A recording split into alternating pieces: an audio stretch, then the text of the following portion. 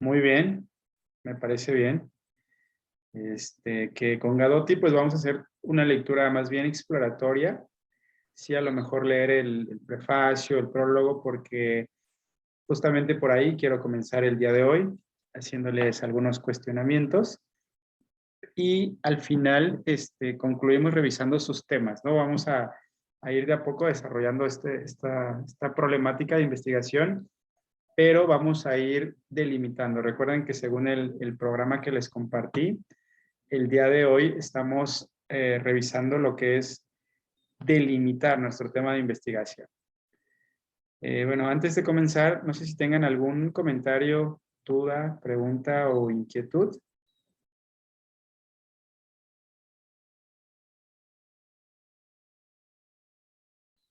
¿Pudieron todas ya tener acceso a la plataforma y ver los materiales que les compartí? ¿O hay alguien que todavía presente algún problema con eso?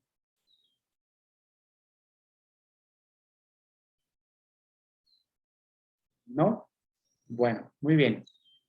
Pues bueno, bienvenidas a todos y a todas. Me da gusto verlos. Mari Carmen, Xochitl, Fabi y Abigail.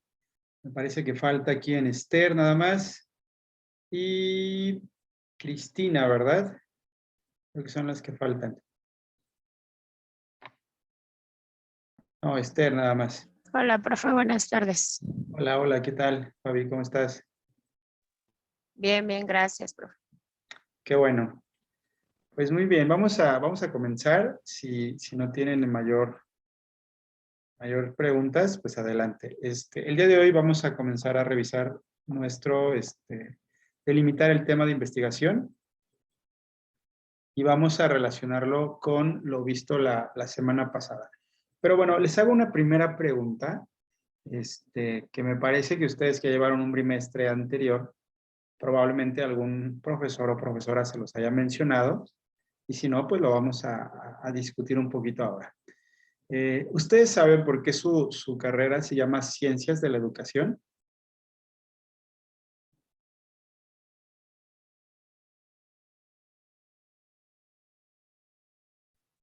Porque está enfocada al área académica de, pues, un tanto de psicología, pedagogía, enfocada a la evolución educativa de los chicos, ¿no?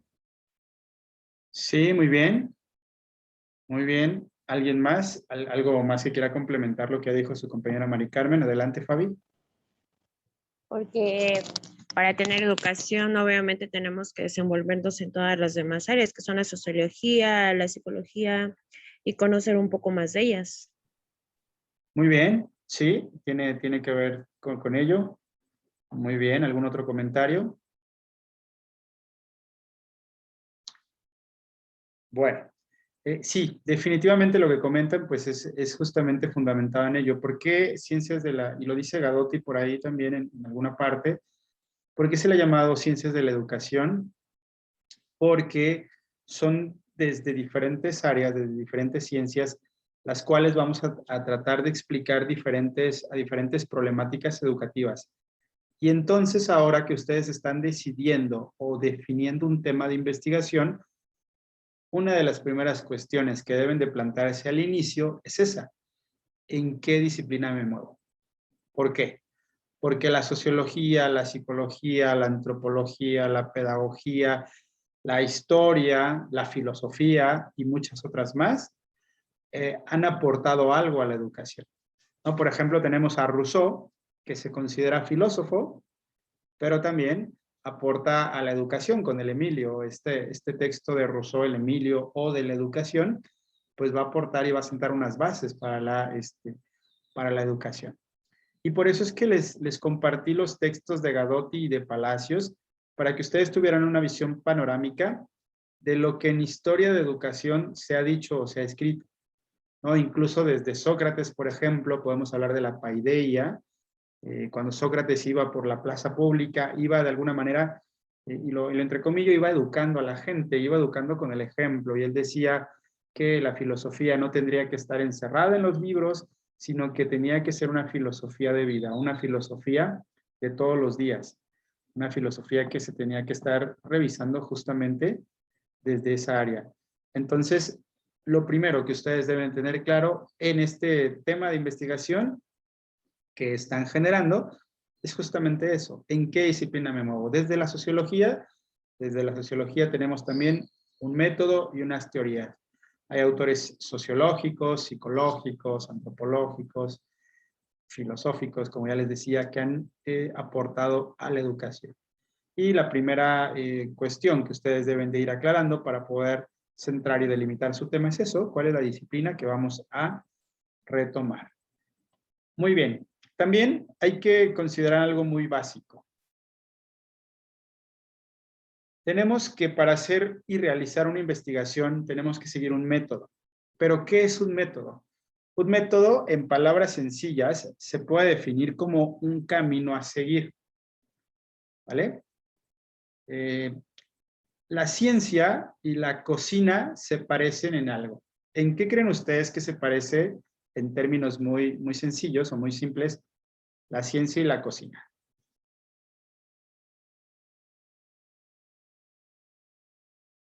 En que lleva pasos muy, ¿cómo se dice? Procesados, o sea, tenemos que, si vamos a cocinar algo, primero hay que picar algo, dejarlo a cocer, no sé. Y en la medicina igual, primero tenemos que diagnosticar, ver la solución, ver qué medicamento se va a dar, etcétera. Llevamos pasos, ¿no? Así es. Muy bien, Mari Carmen, exacto. En ciencia, por ejemplo, tenemos un protocolo, o tienen un protocolo los científicos, y en cocina, pues hay recetas, ¿no? Cuando ustedes van a cocinar algo, a seguir una receta, es seguir al pie de la letra las instrucciones de alguna manera. Lo mismo ha hecho la ciencia a través de los siglos y de las investigaciones, ha seguido un camino. Lo que ustedes van a realizar en esta materia y en esta pequeña investigación, y que si quien quiera titularse por tesis lo va a hacer en su momento, pues evidentemente va a tener que seguir una serie de pasos. Y eso es un método. Seguir un método es un camino a seguir. Ahora bien, la pregunta es, ¿qué caminos a seguir existen? ¿No? También hay que conocer por dónde hay que generar ese camino. Y todas estas preguntas también pues las iremos contestando con el libro que les compartí de Sampieri, de métodos de investigación, porque Sampieri nos va primeramente aclarando los diferentes conceptos que algunos de ellos los mencionamos ya en las sesiones pasadas y algunos otros los mencionaremos el día de hoy. Entonces, bueno, eso es lo que hay que tener claro desde un inicio, en qué disciplina me muevo, cuál es el método que voy a seguir, porque hay muchísimos métodos en materia educativa como disciplinas, hay también pues métodos. Si yo decido, por ejemplo, hacer un análisis hermenéutico, por ejemplo, ¿desde qué disciplina me muevo? Si yo decido hacer un análisis sociológico, también, y según qué teoría, según qué autor. Entonces, eso es lo que hay que tener en cuenta desde el inicio de una investigación. Muy bien. También hay que distinguir que existen dos momentos de la investigación. En educación se le conoce como investigación diagnóstica, o en algunos libros lo van a encontrar como básica, o en algunos autores es exactamente lo mismo, o la investigación de intervención o aplicada. Entonces, esa también consideración deben de tener ustedes clara para poder iniciar su tema de investigación. ¿Qué tipo de investigación van a hacer? ¿Una investigación diagnóstica o una investigación aplicada? ¿Cuáles son las características y las diferencias de cada una? Que en la diagnóstica ustedes simplemente realizan esa investigación para tener un nuevo conocimiento de algún fenómeno, de alguna problemática. O por ejemplo, piensen en cualquier problema académico, que en este caso es su área. En algunas décadas del siglo pasado, nunca se habló de bullying en las escuelas. Esto es reciente, es a finales del siglo XX, cuando se empieza a hablar en Estados Unidos acerca del bullying. Y bueno, ¿por qué se dio ese problema? Pues evidentemente porque empezaron a generar problemáticas dentro de un ambiente escolar. Y entonces se puso de moda, del 2000 en adelante, que todo el mundo hablara e investigara acerca del bullying. Y entonces en muchas escuelas, por ejemplo, en escuelas primarias o secundarias, hicieron investigaciones diagnósticas donde solo explicaban qué tipo de bullying existía, o si existía o no bullying en esa escuela y a qué nivel o en qué grado. Cuando tú explicas nada más qué es el bullying, qué tipo de bullying hay en esa escuela, en qué consiste el bullying, por qué se da ese tipo de bullying, te quedaría hacer una investigación diagnóstica. Pero si tú decides ir más allá, si tú decides realizar una investigación de intervención, es decir, ya que ubicaste que en tu escuela, en la que tú trabajas, en la que tú das clases y eres docente, hay bullying entre los alumnos, ahora te empiezas a cuestionar qué vas a hacer. Como docente, ¿tú qué vas a hacer para erradicar ese bullying? Porque también no solo te puedes quedar siendo un partícipe o observador y decir, ah, sí, es que en mi salón hay bullying, pero pues yo no voy a hacer nada. O sí, voy a mandar a traer a sus papás nada más y que me los castiguen o los voy a suspender para que aprendan. Por ejemplo, los suspendo una semana y a ver si con eso se les quita ya el bullying, ¿no? Y lo dejo como ejemplo para los demás. Sabemos que son prácticas tradicionales, ¿no? Yo recordaba que en la escuela pues eso hacían, te portabas mal, cometías una falta, suspendido 3 días, ¿no? Y si reincidías, una semana. Y entonces había alumnos que lo cuentan, es que el maestro me dijo que ya no regresara todo el ciclo escolar y que ya tenía 6, pero que ya no fuera a la escuela. Y entonces los maestros o los directivos que hacían esa salida era porque evidentemente no sabían cómo actuar ante el bullying, ¿no? Evidentemente, entonces, cuando ustedes realizan una investigación por intervención, es cuando empiezan a diseñar estrategias que de alguna manera erradiquen cualquier problemática. Ahora pusimos el ejemplo del bullying, pero podemos encontrar en el ambiente académico y educativo actual, como en cualquier ámbito de la ciencia y de la investigación, diferentes problemáticas. Y entonces, una investigación, una tesis, siempre va a colaborar para conocer algo de ese problema, de esa problemática, en un lugar específico, por eso es que lo vamos a delimitar. Y también, si podemos ir más allá para hacer algo al respecto, ¿no? Entonces tenemos acá, por ejemplo, que hay que distinguir esa distancia entre la realidad y los objetivos. Cuando yo digo, bueno, ¿cuál es mi objetivo con esta investigación? Bueno, mi objetivo es saber si en mi escuela, en mi grado académico, por ejemplo, soy maestra o maestro de segundo de primaria, saber si mis alumnos tienen prácticas que se pueden considerar como bullying, por ejemplo. Otro problema sería conocer cuál es el grado académico de los padres de mis alumnos. ¿Ustedes creen que como docentes sería importante que conocieran el grado académico de los papás de sus alumnos, por ejemplo? ¿O no? ¿O no tiene nada que ver? ¿Qué piensan al respecto? Quizás sí sería bueno, ¿no? Para ver las bases que quizá un chico pudiera tener desde casa. O los ejemplos, sobre todo.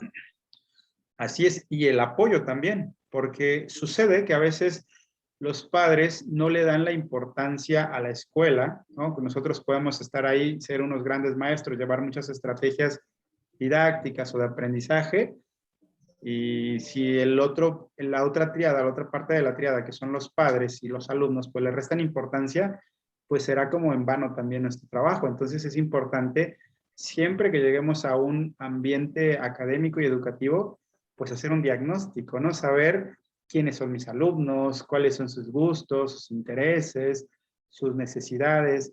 Un poco esto que llamamos el encuadre. Ustedes se acuerdan que la primera clase estuve yo más bien dialogando con ustedes, conociéndolas un poquito, por qué habían decidido estudiar esta carrera, y conforme pasen los días, las semanas, iremos justamente trabajando, y sobre todo esta materia que se enfoca a eso, a que cada una de ustedes me exponga qué es lo que le interesa o qué es lo que le interesaría investigar, pues en esto va la investigación diagnóstica. Hay que revisar cuál es mi objetivo, qué persigo yo al hacer esta investigación. Es decir, que vayan más allá, no que me digan, es que el profesor de métodos de investigación me dijo que tenía que investigar y pues bueno, mi objetivo es entregarle un trabajo al profesor y que acredite yo la materia.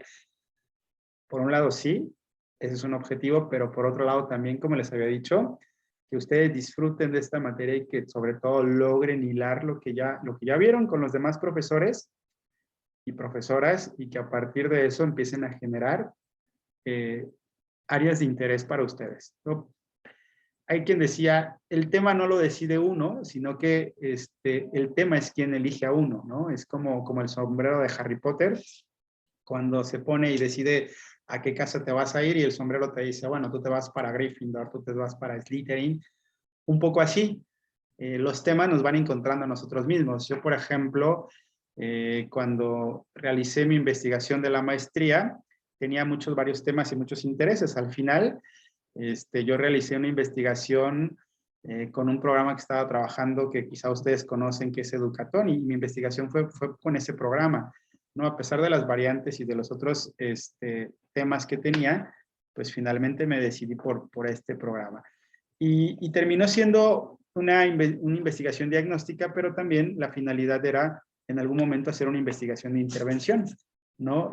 Yo me enfoqué, por ejemplo, y en algún momento les voy a mostrar mi trabajo, acerca de las estrategias didácticas a través de la virtualidad. Esto de la pandemia nos vino a todos, en general, que trabajamos en la educación, nos vino a replantear diferentes formas de enseñanza y entonces ahí generamos estrategias, alternativas y estuvimos dándonos cuenta si realmente se lograban los objetivos, ¿no? Siempre hay que tener claro cuál es nuestro objetivo que perseguimos al momento de investigar. Muy bien, hasta aquí queda clara la diferencia entre la investigación diagnóstica y la investigación aplicada. ¿Sí? Ok, si tienen dudas, recuerden que ustedes pueden interrumpirme en cualquier momento para que podamos seguir, porque de repente uno se apasiona con estos temas y le sigue, pero en cualquier momento, adelante, por favor. Muy bien. Otro de los primeros planteamientos que debemos de tener claro es cuál es el mejor instrumento para construir datos. En algún momento hablaremos de la diferencia entre la investigación cuantitativa y la cualitativa, pero ahora hablemos concretamente de los datos. ¿Qué es un dato? Para ustedes, ¿qué es un dato? Cuando yo digo datos, ¿qué ustedes entienden por datos?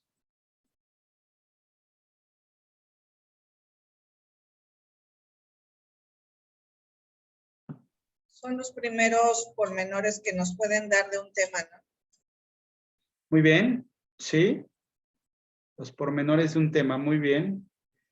Un dato es justamente, bueno, ¿alguien más? ¿Alguien más acerca de qué es un dato?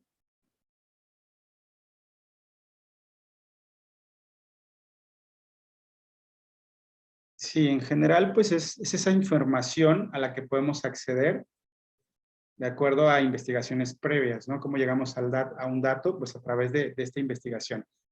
Y entonces, en esta distinción entre las investigaciones diagnósticas y las investigaciones aplicadas, tenemos que generar instrumentos de investigación. Por ejemplo, en una investigación diagnóstica, los instrumentos más eficientes son las encuestas. No sé si ustedes hayan escuchado o ya lo hayan trabajado con algún otro profesor o profesora, la escala de Likert. ¿La conocen, la escala de Likert? Si no la conocen, bueno, la vamos a ver acá también. Yo creo que la han realizado en alguna otra encuesta, que cuando te preguntan si tú realizas algo y lo dices de acuerdo, medianamente de acuerdo o totalmente de acuerdo o en desacuerdo. No vas midiendo mediante esta escala de Likert. También las entrevistas, vamos a ver cómo se construye una entrevista y los diferentes tipos de entrevistas. También tenemos test o cuestionarios psicológicos, que bueno, que para esto me parece su profesora Fátima es quien más les apoya con la parte de los test y los cuestionarios. Entonces, esos son instrumentos de investigación. Por otro lado, tenemos también que para hacer una investigación aplicada tenemos que hacer, evidentemente, talleres o cursos en algún momento. Es decir, cuando ya estamos llevando a cabo o aplicando en la investigación eso. Otro medio importante de la intervención aplicada es la observación. Es muy importante que ustedes, como docentes, ya van a tener la mirada al término y durante la carrera, ustedes ya no van a poder percibir la realidad de la misma forma, ¿no? Como cualquier persona. Ustedes ya van a ver esa realidad y sobre todo la realidad educativa con una mirada científica, con una mirada crítica. con todo lo que vayan revisando. Entonces sí es importante que partamos de la observación, que como recordarán también en el método científico se parte de ahí, de observar. Yo veo un fenómeno, que no es lo mismo ver y observar, lo veo, pero cuando lo observo es cuando fijo mi atención en ese fenómeno y vuelvo objeto de conocimiento ese fenómeno o ese proceso. Cuando yo solo veo, voy por la vida y voy viendo cosas, solo veo, pero cuando ya fijo mi atención y lo quiero volver objeto de conocimiento, se llama observación. Ustedes son unos docentes que no pueden nada más ver y no ser partícipes de lo que pasa.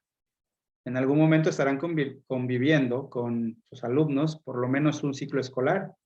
Y en ese ciclo escolar van a pasar una serie de situaciones, ya sea presenciales, ya sea virtuales, dependiendo de lo que les toque acontecer o lo que les haya tocado, pero justamente la observación es fundamental. Uno como docente tiene que observar. No puede ser posible, yo creo que habrán visto también algunos videos con algunos profesores de ustedes, donde, por ejemplo, hay un alumno que siempre llega tarde, ¿no? Siempre tienes al alumno que llega tarde. Y como docente, ¿qué haces? Tradicionalmente lo que haces es, si llegas 15 minutos, a la siguiente no te dejo entrar y el pobre alumno se queda en tu clase en la primera hora afuera. Y nos preguntamos, ¿esa es la solución? El maestro cree quizá que sí, por eso lo hizo. Dice, ajá, con este castigo, la siguiente clase ya no me llega tarde. ¿No? ¿Qué hacen? Es como muy estímulo-respuesta, ¿no? Es como en los trabajos. Llegaste tarde, bueno, pues te descuento y ya para la otra, pues sí vas a llegar temprano, ¿no?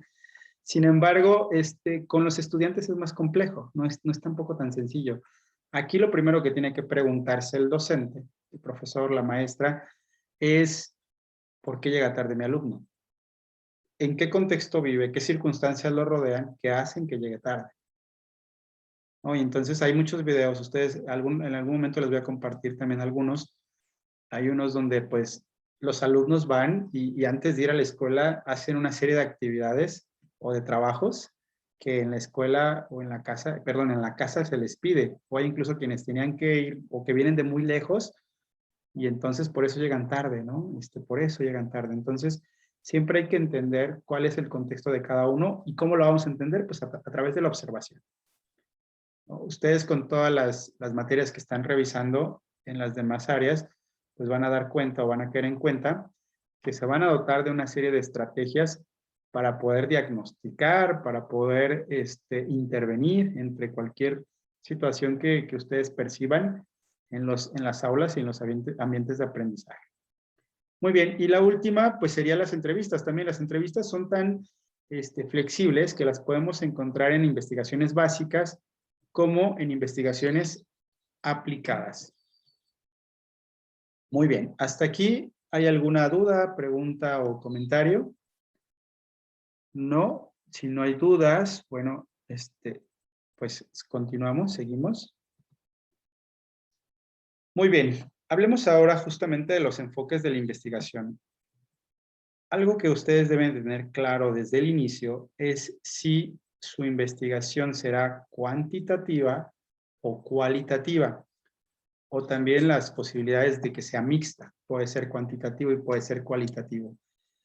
En pocas palabras, lo cuantitativo se enfoca a los datos, a las cantidades, a poder explicar por qué en México hay cierto porcentaje de estudiantes que desertan el nivel académico medio superior, ¿no? Por ejemplo, donde hay más deserción académica en México es en el nivel medio superior.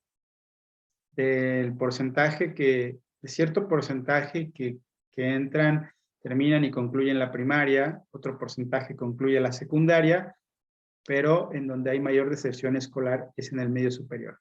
Ya no digamos quienes llegan a una licenciatura o quienes alcanzan un posgrado.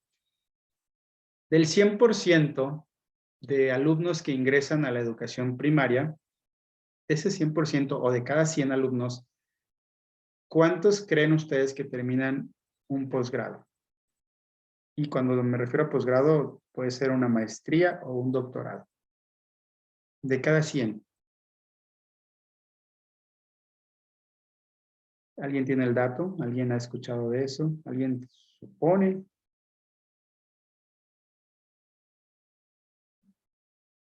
¿No? Yo Bueno, creo que es mínima, pero sí. en cierta medida no te sabría decir si es un 10.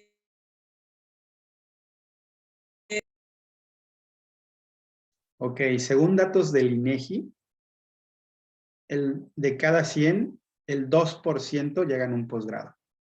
2%, o sea, 100 alumnos de cada 2 en México concluyen un posgrado. Porque también tenemos a los que ingresan un posgrado, pero no todos lo terminan.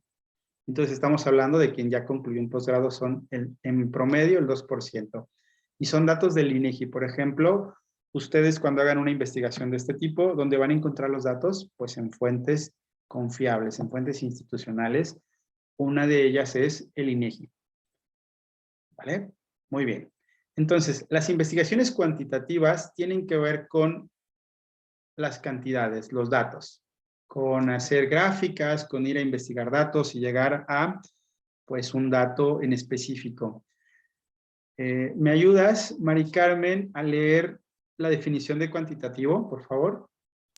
Sí, cuantitativo. Utiliza la recolección de datos para probar hipótesis con base en la medición numérica y el análisis estadístico, con el fin establecer pautas de comportamiento y probar teorías. Muy bien. Abigail, ¿cómo entiendes la definición de lo cuantitativo en base o con base en lo que acaba de leer tu compañera Mari Carmen?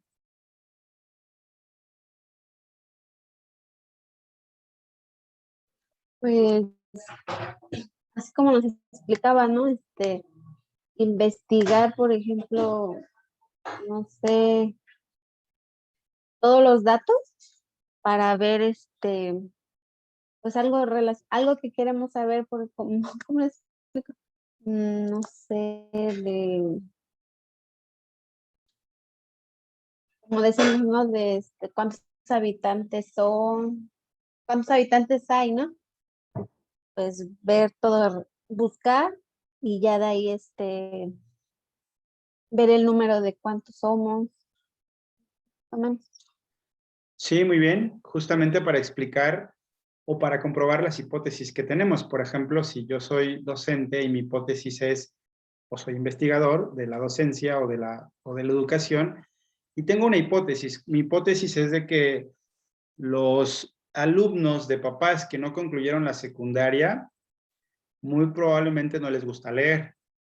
Y bueno, probablemente digan, sí, tiene razón, pero bueno, para tener esa afirmación, pues tengo que ir a comprobar. Tengo que analizar con datos, a lo mejor de 30 alumnos que tengo, sacar el porcentaje. Tengo 30 alumnos en quinto de primaria, por ejemplo. De los 30, solo 10 de ellos, sus papás concluyeron hasta preparatoria. Solo 2 en universidad. Y el resto no concluyeron la secundaria. Y de esos, solo a 5 les gusta leer o tienen el hábito de la lectura, ¿no? Entonces, ¿por qué? Y entonces empiezo a explicarme esas hipótesis. ¿Cómo? Pues a través de lo cuantitativo, a través de los datos. Si voy poco a poco recabando esa información, haciendo recolección de datos, haciendo gráficas, haciendo cálculos numéricos o matemáticos para llegar a conclusiones. Por otro lado, lo cualitativo también utiliza los datos, pero utiliza los datos más bien para generar nuevas preguntas e interpretar. Una investigación cualitativa es más bien una investigación interpretativa, es decir, donde el investigador va más allá, no se queda solo con los datos, sino trata de interpretar esa realidad de lo que está mencionando en ese momento. Por ejemplo, Xochitl, se salió Fabi, ¿verdad? Sí, se salió Fabi, nada más ella y Esther no vino.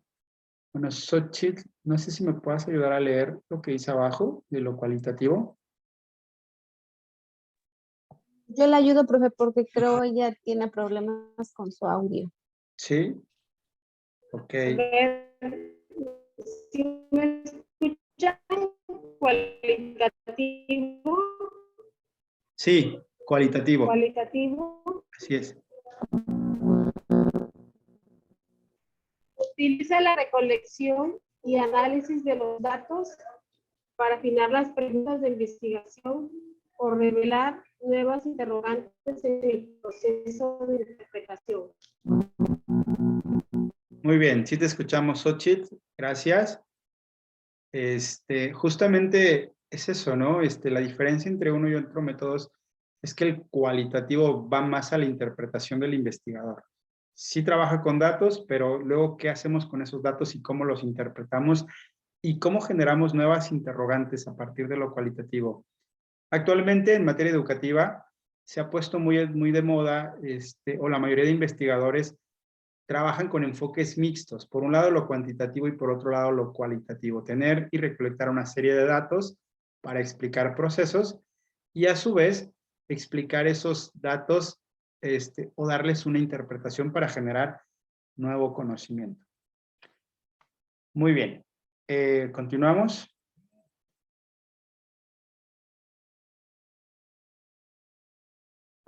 ¿Dónde están los datos? La pregunta sería, ¿dónde puedo yo recolectar los datos? Pues los datos están en todos lados, es decir, en la realidad. Ya les comentaba yo hace rato que como docentes, que estamos al frente de una clase o dentro de una clase, porque también esa es otra cuestión que podemos poner en tela de juicio, por ejemplo, desde la antropología. Pensemos en la antropología como ciencia que apoya la educación. Los antropólogos, en un inicio, como el docente, se ponían fuera de la tribu. Por ejemplo, si analizaban los primeros antropólogos como Levi-Strauss, analizaban las diferentes tribus africanas y observaban qué era lo que hacían, cuáles eran sus comportamientos, por qué hacían lo que hacían. El antropólogo era, pues, el científico que estaba fuera con su libretita o con su cámara de video anotando todo lo que veía. Posteriormente, el antropólogo decidió entrar a las comunidades y participar de la comunidad y lo que hacía. Entonces, lo mismo pasa en la docencia. Hace algunos años, en la escuela tradicional, el docente, y lo ven aquí en la imagen, siempre aparece adelante y siempre guarda esa distancia con sus alumnos. Entonces, muy probablemente de eso no va a tener mucha información, porque los alumnos quizá no conecten con el docente, quizá los alumnos no tengan confianza con el docente, y esa es la problemática que a veces existe. Sin embargo, el docente, cuando camina por las butacas, cuando rodea, cuando se acerca a un alumno que no está poniendo atención, a un alumno que a lo mejor observó que a lo mejor todos salieron a receso y a lo mejor este alumno pues no tenía que comer y decidió compartirle de su almuerzo. Ese tipo de cuestiones y de participación tienen relación con la observación. Y es por eso que empiezan a crearse, sobre todo en los ambientes académicos, los vínculos. Hay algo que es muy fuerte en la educación, y lo habrán visto a lo mejor también con sus maestros de psicología, son los vínculos afectivos que generamos en este tipo de relaciones, finalmente académicas por un lado, pero por otro lado, afectivas. Y entonces el docente tiene que tener la flexibilidad de moverse en todos estos ambientes pues, de aprendizaje, porque tampoco podemos sobrepasar, ¿no? Siempre tenemos que ser la figura que lidera o liderea este grupo de aprendizaje, ¿no? Que facilita. Recuerden que el docente ahora ya no es aquel que impone, en el sentido de que hacemos esto y se acabó y se callan porque yo lo digo, sino ahora es el que facilita el aprendizaje, es el facilitador, es ser líder, ¿no? Es el que comanda cómo se va a generar ese aprendizaje. Entonces, ahí es importante la observación. Fíjense que ahora con la experiencia en pandemia, casi todos los docentes caemos en cuenta de que justamente pudimos observar otras cosas que no observábamos en el salón de clase. En el salón de clase tenías a tu alumno y ya, pero ahora que tuviste la oportunidad de entrar a su casa, o sea, porque estamos entrando a la casa, cada alumno prendía su cámara y estábamos en un ambiente de su casa, sucedieron cosas como cuáles, como que observamos situaciones familiares, alcanzamos a escuchar situaciones familiares que a lo mejor no debimos escuchar. Cada consejo técnico que yo tenía con mis compañeros era un relato, ¿no? Que al alumno tal, ¿cómo podemos ayudar a este alumno porque está viviendo esto? Una ocasión una compañera sí lo dijo, no lo dijo abiertamente, habló con la coordinadora, dice que terminaba clases, se estaba despidiendo de todos, conforme iban terminando salían los niños de la videollamada, y un alumno sí le dijo, oiga, Miss, le puedo decir algo, pero que no escuche a nadie. Dice, es que mi papá me pega, y entonces, pues ¿eso qué era? Ese era un grito de auxilio de un alumno. Entonces, ¿tú qué haces que estás del otro lado de la cámara? ¿O cómo puedes intervenir cuando un alumno, por un lado, tiene la confianza o tiene la necesidad de compartir esto que le sucede en casa y compartirnos eso, ¿no? Entonces, son una serie de situaciones que ahora la pandemia pues vino a generar. Ustedes revisen, y las investigaciones en educación con respecto a la virtualidad han tomado muchos caminos, pero ustedes que están iniciando en estas cuestiones de la investigación, tienen que partir de ahí, de la observación. Ser unos docentes pues que están atentos de las diferentes problemáticas que aquejan a nuestros alumnos, porque eso nos dará una mayor respuesta de lo que es la realidad. ¿Qué es observar? Observar es tratar de explicar un fenómeno. Y no solo quedarnos en la mera observación de me quedo viendo que acontece un fenómeno y no hago nada al respecto. Lo primero que tengo que hacer es entender ese fenómeno y explicarlo quizá desde una teoría.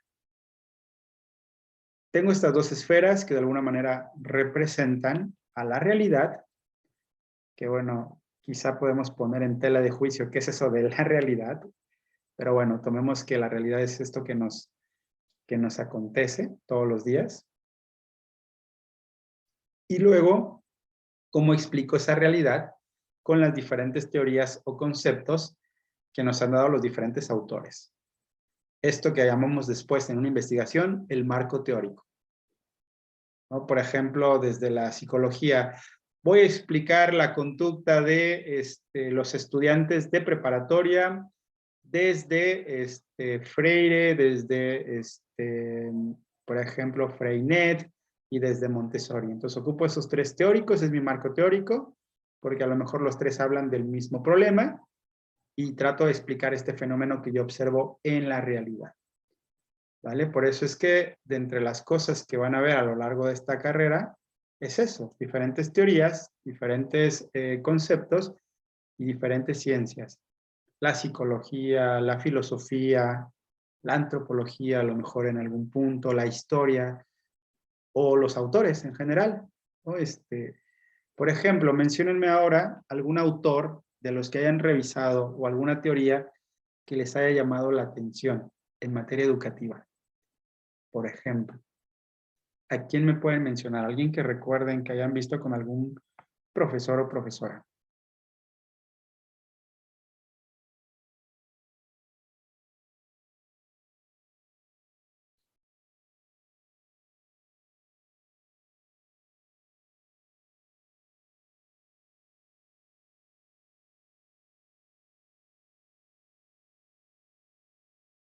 Bueno, yo recuerdo a Rousseau. Rousseau se manejaba más por los niños, ¿no? Por la preocupación de lo humano hacia los niños, que desde pequeños hay que enseñarlos pues sí, a ir creciendo con valores, sobre todo humanísticos, de compañerismo, etcétera. Muy bien.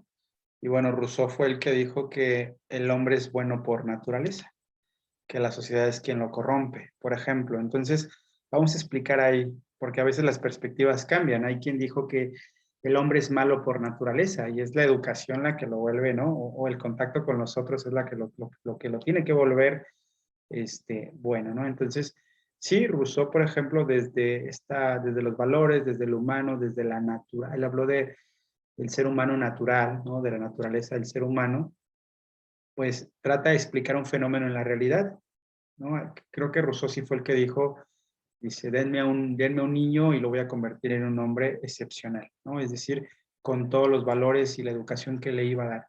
Entonces sí, tenemos a Rousseau, pero podemos tener a Foucault, podemos tener a quien guste. Por ejemplo, de Foucault me dirían, bueno, pues yo voy a hablar de Foucault, la arqueología. Y Foucault utiliza un concepto que es la arqueología, y desde la arqueología trata de explicar fenómenos. O, por ejemplo, Hegel, y Hegel desde la epistemología, o desde la historia con Hegel. O, por ejemplo, Descartes con la duda metódica. Y entonces Descartes utiliza la duda metódica para explicar la realidad. Y justamente es eso, hay que observar y tratar de explicar los fenómenos que vemos en la realidad, pero desde las teorías, desde los diferentes autores y conceptos. Ahora bien, ¿qué es un concepto o cómo podemos operacionalizar los conceptos y las teorías?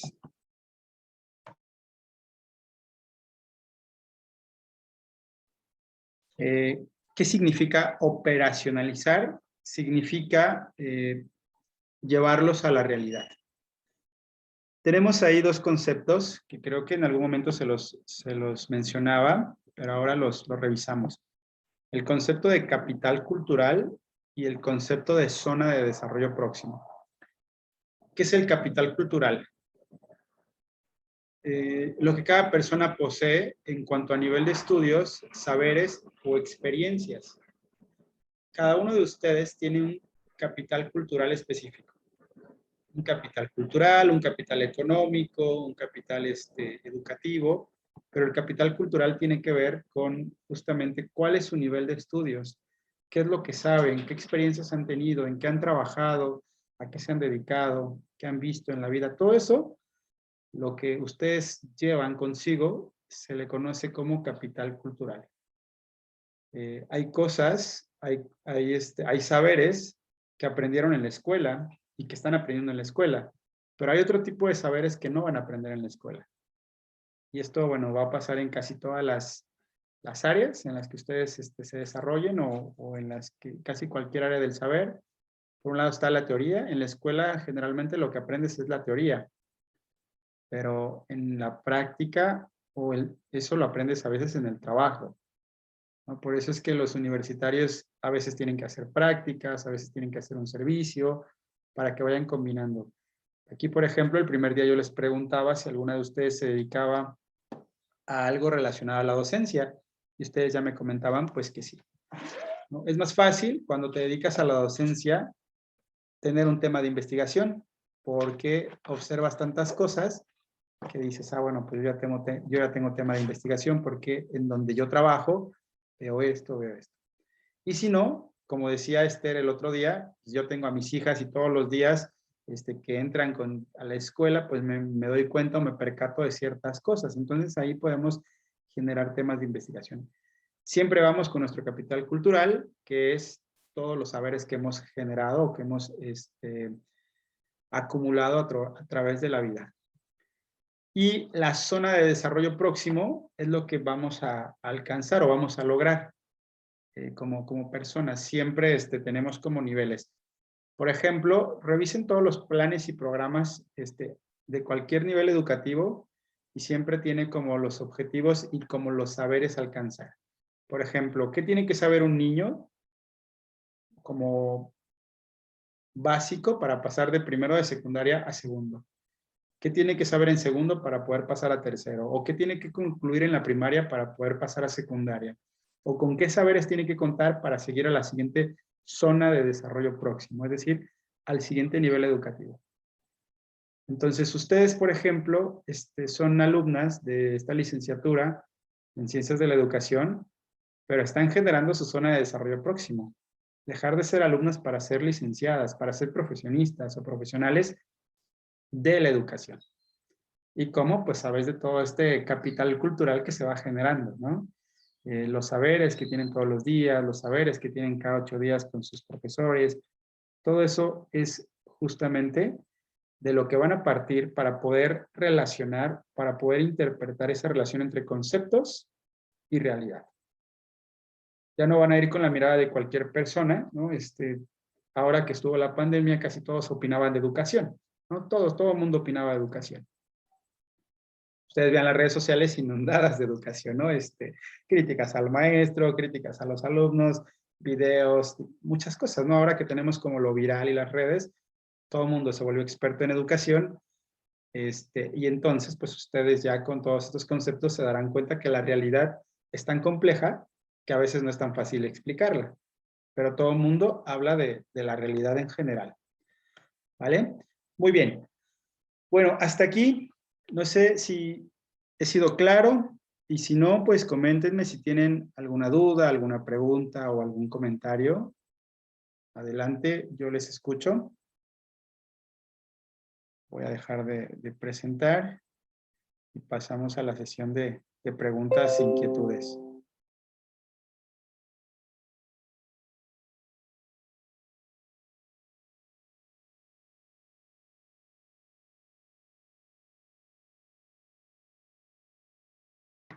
¿Cómo ven hasta aquí? ¿Ha sido claro lo que les he compartido? ¿Sí?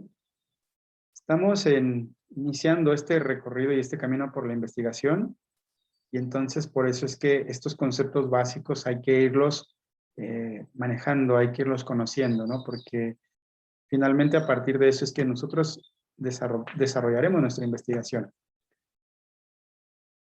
Para el día de hoy tenían también una tarea que era presentarme su tema de investigación. Entonces, adelante, vamos a dejar los minutos que nos restan. Ya no tienen otra clase posterior, ¿verdad? Conmigo termina, ¿cierto, verdad? Muy bien. Bueno, pues antes de irnos, ¿quién quiere compartirnos su tema de investigación?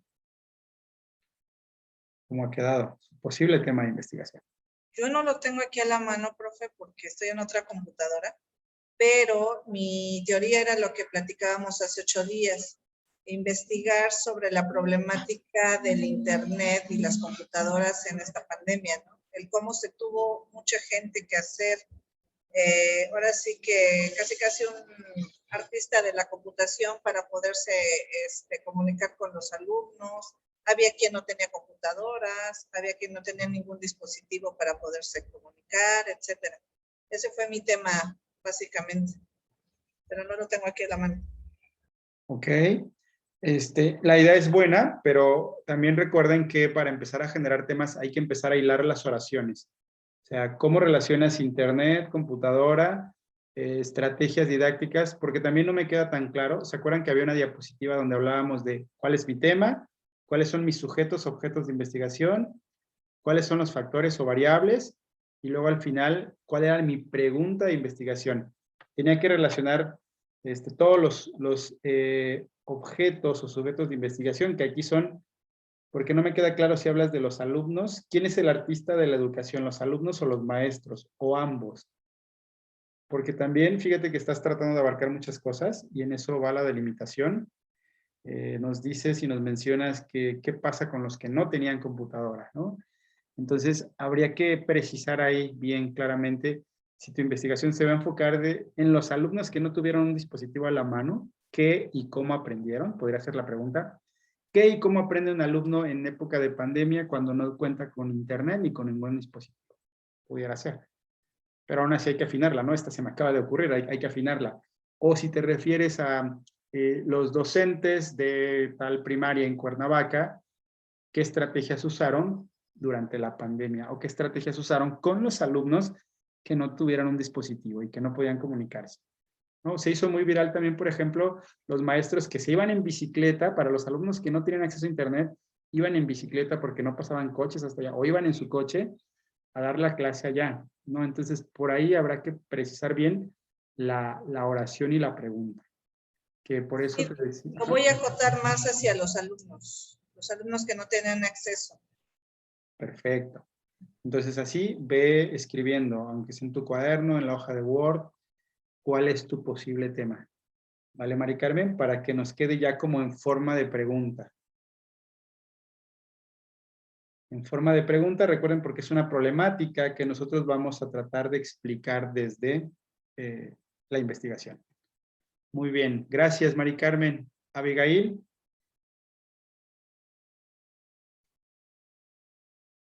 ¿Tienes tema? Ya se nos fue Abigail. Dijo, no, ya van a ser las 5, ya vámonos. Ok, ya está. Me lo mandó a mi correo. Tampoco no lo tengo a la mano, pero es sobre la violencia en las niñas, niños y jóvenes en este contexto de la pandemia. Ok, igual, habrá que delimitar porque la violencia, ¿qué tipo de violencia? Para empezar, tus palabras así grandotas, tus sustantivos son violencia, niños, niñas y jóvenes, y el contexto de la pandemia. Esos son tus grandes conceptos. Ahora bien, aquí la pregunta sería esa, ¿cuál es la problemática? ¿Cuál es la pregunta? ¿Y a qué te refieres con violencia? Porque violencias existen muchas. Incluso hay violencia donde no nos damos cuenta o a veces no percibimos. Entonces ahí habría que precisar bien a qué violencia te refieres. No sé si te refieres a esto que yo mencionaba, que cuando a veces los docentes veíamos la cámara encendida y de repente, porque lo decían, compañeros en CETE lo decían, a mí afortunadamente no me pasó, pero compañeros que daban clases en primaria y en preescolar, decían que estaba el niño y el papá a un lado y nada más veían cuando el papá ya le daba un zape al niño, o sea, ahí en cámara frente a sus compañeritos, ¿no? A mí lo que sí me tocó presenciar con un alumno de secundaria es que el alumno se conectaba y se alcanzaba a ver en la cámara que atrás estaba su abuelita con una vara, así tal cual. Y el pobre niño más preocupado de que la abuelita no le fuera a pegar con la vara que en clase. Y lo comentamos en consejo técnico y dijimos, oye, ¿cómo vamos a hacer esto? Y entonces, bueno, pero que afortunadamente eso sirvió, digo afortunadamente y lo entrecomillo porque se puede cuestionar, porque era un alumno que no entraba a clase, que no entregaba tareas. Y entonces cuando se habló con la abuelita, pues la abuelita, imagínense, la abuelita todavía como con métodos más tradicionales, la llegué yo a ver en mi clase con una vara detrás, ¿no? Y entonces hablábamos de que había sido esa una solución, o si nosotros cometimos algún error al mencionar esto, ¿no? Pero bueno. Por ahí sería Xóchitl, habrá que precisar también, conviértalo en oración y que la oración sea una pregunta, ¿vale? Muy bien. Pero va por ahí la idea. Y Xóchitl, ¿cuál es tu tema? Si ya lo tienes.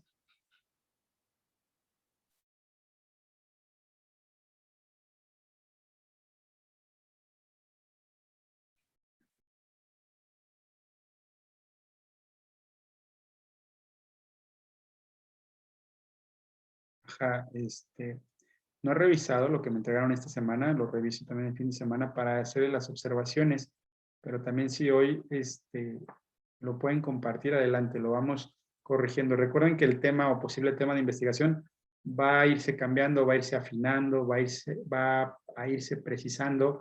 No crean que ya la primera pregunta que les surja o la primera se va a quedar. Con el camino vamos a ir afinando, ¿no? Nos iremos dando cuenta si tenemos que modificar algo o no. Y eso finalmente es hacer investigación.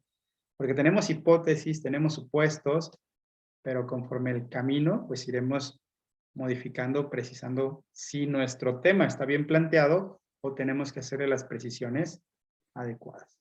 ¿Vale? Muy bien. Bueno, pues ya estamos por finalizar. No sé si hasta este momento alguna de ustedes tenga alguna otra duda, pregunta, inquietud o comentario. ¿No? Muy bien, pues bueno, ha sido para mí un placer como siempre verles, como cada fin de semana. Espero que esta sesión, cada sesión que tengamos, vayamos aclarando un poco más de los principales conceptos de la investigación y que ustedes poco a poco vayan descubriendo también cuál es su tema. Recuerden que las clases las vamos a trabajar como asesorías, o sea, siempre que ustedes tengan dudas, preguntas, váyanme diciendo, profe, mi tema va de esta manera, me encontré tal autor, me encontré tal teoría. Tienen ya ustedes un cronograma, un programa que les adjunté en las primeras sesiones, donde vienen ahí qué tema vamos a ver cada fecha, ¿no? En algún momento hablaremos de las citas textuales, en algún momento hablaremos de cómo se trabaja con la hoja de Word, en algún momento hablaremos de qué es una hipótesis, por ejemplo. Entonces, bueno, pues el día de hoy tocó hablar de la delimitación del tema y de cómo conseguimos los datos, pero seguimos trabajando. Recuerden que un tema de investigación no se logra ya a la primera, hay que estarlo trabajando. Incluso cuando escribimos ya algo, dejamos y volvemos a revisar y volvemos a escribir. Finalmente es el trabajo de la investigación. Muy bien. pues yo les agradezco. Nos vemos entonces el siguiente fin de semana. Les comparto el material de la sesión de hoy en plataforma. Y cualquier duda, con todo gusto, envíenme un mensaje por el chat y yo les estoy resolviendo. Si tienen dudas, preguntas, y les regreso su tarea revisada en el transcurso de estos días. ¿Vale? Ok, profesor, gracias. Gracias a ustedes. Gracias. Hasta luego. Hasta luego. Hasta luego.